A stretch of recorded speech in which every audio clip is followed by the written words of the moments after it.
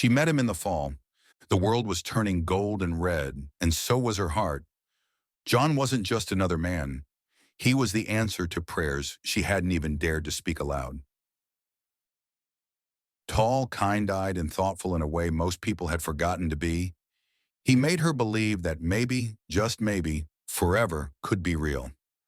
Sarah had always been a dreamer, the kind who walked slowly through bookstores, who listened for God's voice in the rustling of trees, who saw miracles in everyday things. A child's laughter, a stranger's smile, a moment of silence where the world held its breath. In John, he made her feel seen, not just her face, not just her words, but the soft, trembling soul behind it all. "I love you," he said one winter night, when the stars looked like frozen promises, and she believed him. Why wouldn't she? He held her hands like they were breakable. He spoke about building a life together. Quiet mornings, loud dinners, and sleepy prayers whispered into the dark. She gave him her heart, every scar, every secret, every song it ever sang, and for a while it was good. They talked about God, how he brings people together, how timing is holy, how two broken people could still make something beautiful. But love, when it's not anchored in truth, can drift like a boat unmoored. Spring came. The days grew longer, but their silence did too. He stopped holding her gaze during conversations. She noticed the way his phone never left his side. And sometimes she heard him laugh in another room, a laugh that didn't belong to her anymore. One night Sarah found the messages. Her hands shook. Her knees forgot how to hold her. But her soul, oh, her soul broke clean in two. She didn't scream. She didn't shatter dishes. She just wept.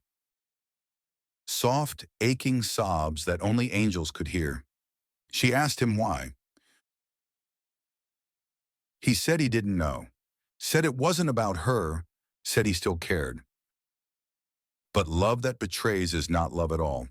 He left. No goodbye, no apology worthy of the pain. Just silence. And Sarah was alone. Truly, terrifyingly alone. She tried to pray, but all that came out was, "God, why?" Why allow her heart to believe? Why let love taste so sweet only to vanish like smoke? Weeks passed. The world moved on. The birds sang. The trees bloomed. But inside her winter stayed. She avoided mirrors. Couldn't bear to see the girl who wasn't enough. Not enough to be chosen. Not enough to be kept. But then, one night curled up on her floor, clutching the last photo they'd taken, she felt it. A presence. Not John, not grief, but something older, stronger, truer. It wasn't loud. It didn't fix her pain in an instant, but it whispered, "I still choose you." She sat up, eyes wide. The voice came again, softer this time. "I was there when he lied. I was there when you cried, and I never left."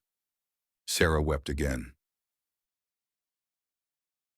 But this time, not from despair. These were tears of being found. God, the one she thought had gone silent, had been beside her in every broken moment. "You are not your heartbreak," he said. "You are not someone's mistake. You are mine, still, always." She let the words soak into her bones. The pain didn't vanish, but it began to make sense. He had promised forever and broke it. But God? He never had to promise, because his love simply is. It doesn't end. It doesn't waver. It doesn't betray. Sarah began to breathe again, slowly, quietly, beautifully. She started walking each morning, not to forget, but to remember who she was before the hurt. She began journaling again, not about him, but about grace. And one night she picked up her Bible and read these words: "The Lord is close to the brokenhearted and saves those who are crushed in spirit." Psalm 34:18. She smiled. God had not abandoned her. He was gathering her pieces, reshaping her, not into who she was, but into who she was always meant to be. Not bitter, not hardened, but softer, wiser, full of holy fire. People asked where she found her strength. She simply said, "I didn't. He carried me."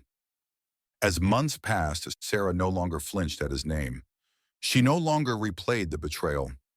She had forgiven him, not because he deserved it, but because she did. She deserved peace.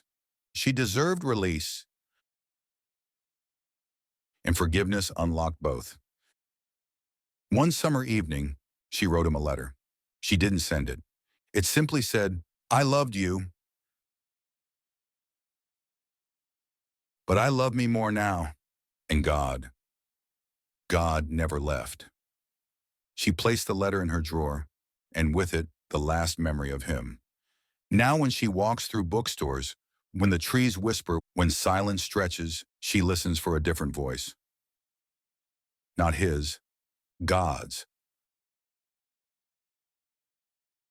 And it always says, "You are loved, you are mine, and you are never alone." John became a chapter, but God became her story.